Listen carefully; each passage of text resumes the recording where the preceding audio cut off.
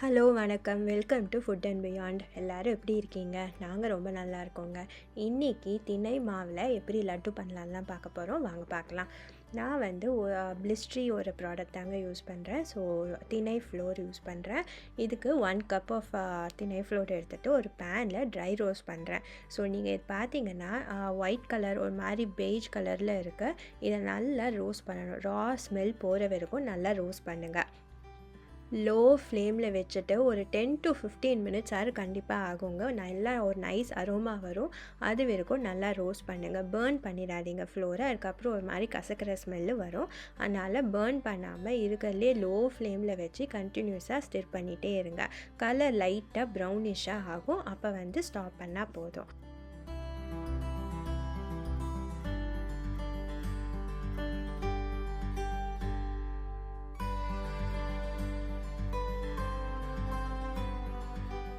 இப்போ திணை மாவு நல்லாவே ரோஸ்ட் ஆகிடுச்சு. இதை வந்து நான் கூல் டவுன் பண்ணுறேன் ஃபுல்லாக. ஸோ இதை வந்து ஒரு பிளேட்டில் ட்ரான்ஸ்ஃபர் பண்ணிவிட்டு ஃபுல்லாக கூல் டவுன் ஆகிற வரைக்கும் வச்சுக்கோங்க.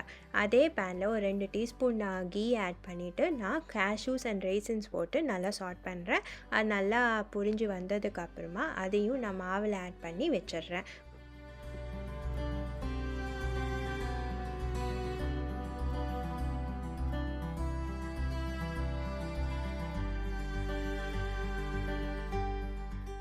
இப்போ இந்த நட்ஸையும் நான் திணை மாவில் வந்து கலந்து வச்சிட்றேன். மாவு இன்னும் லைட்டாக வார்மாக தான் இருக்குது. இதோட நான் நல்லா வார்ம் பண்ணி வச்ச கீயை வந்து நான் ஆட் பண்ணுறேன். ஒரு 1/4 கப்பு வரணுங்க. அதை வந்து நல்லா ஆட் பண்ணிவிட்டு நல்லா மிக்ஸ் பண்ணி விடுறேன். இந்த ஸ்டேஜில் நீங்கள் கொஞ்சம் ஜாகரி வேணும்னா நீங்கள் ஆட் பண்ணலாம். ஜாகரி ஒரு 1/4 கப்பு நீங்கள் ஆட் பண்ணிக்கலாம். நான் ஜாகரி யூஸ் பண்ணாமல் நான் ஹனி யூஸ் பண்ணியிருக்கேன். ஹனி வந்து ஒரு 2 to 5 டேபிள் ஸ்பூன்ஸ் அளவுக்கு யூஸ் பண்ணிக்கலாம். உங்களுக்கு எவ்வளோ ஸ்வீட்னஸ் வேணுமோ அதுக்கேற்ற மாதிரி ஹனி ஆட் பண்ணிக்கோங்க. இந்த திணை மாவு வந்து கொஞ்சம் பிட்டராக தான் இருக்கும். ஸோ அது காம்பன்சேட் பண்ணுற அளவுக்கு நீங்கள் ஸ்வீட்னஸ் கொஞ்சம் ஆட் பண்ணிக்கோங்க. இதை ஜாகரி இல்லாட்டி ஹனி யூஸ் பண்ணிக்கலாம்.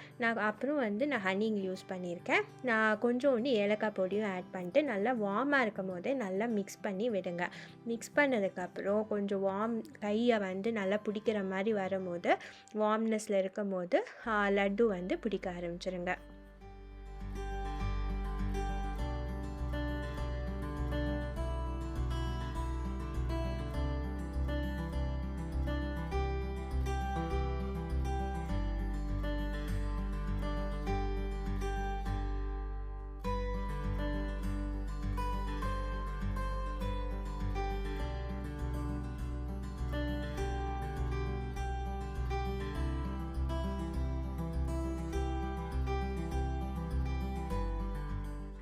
எனக்கு இந்த அளவு திணை மாவுக்கு ஒரு 10 லட்டூஸ் வந்துச்சுங்க அப்ராக்சிமேட்டாக. ரொம்பவே ஈஸியாகவே இருந்துச்சு. நல்லா நான் மிக்ஸ் பண்ணிவிட்டு அதுக்கப்புறம் லட்டு பண்ண ஆரம்பிங்க. இது வந்து நான் பிரசாதமாக கார்த்திகை தீபத்துக்கு நான் பிரசாதமாக சாமிக்கு வச்சேன். ரொம்பவே நல்லா இருந்துச்சு. பசங்களும் விரும்பி சாப்பிட்டாங்க.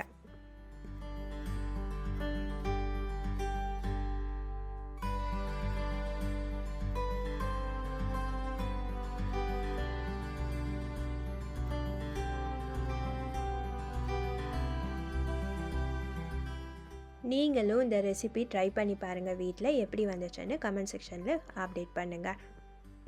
உங்களுக்கு இந்த வீடியோ பிடிச்சிருந்துச்சுன்னா லைக் பண்ணுங்கள், ஷேர் பண்ணுங்கள் அண்ட் சப்ஸ்கிரைப் பண்ண கன்சிடர் பண்ணுங்கள்.